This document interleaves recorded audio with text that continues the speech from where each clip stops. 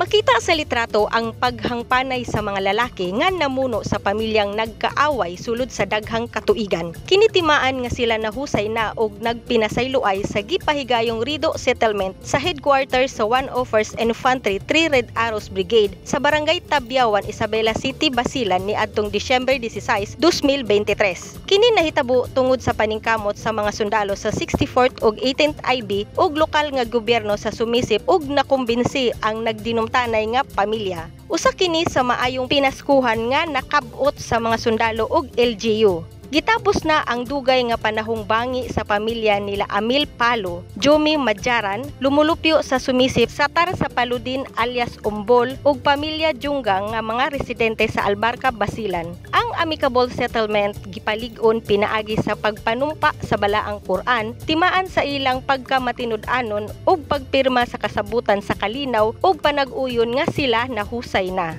Gipasalamatan ni Brigadier General Alvin V. Luzon, ang commander sa 101st Brigade, ang hiniusang paningkamot sa militar, lokal nga panggamhanan sa Ungkayapukan, Albarca ug Akbar, ang Moro Islamic Liberation Front, PNP Joint Peace Security Team ug uban pang stakeholders ang gihimong settlement. Sherry May Gonzalez, Newsline Philippines, Basilan Province. Stay safe!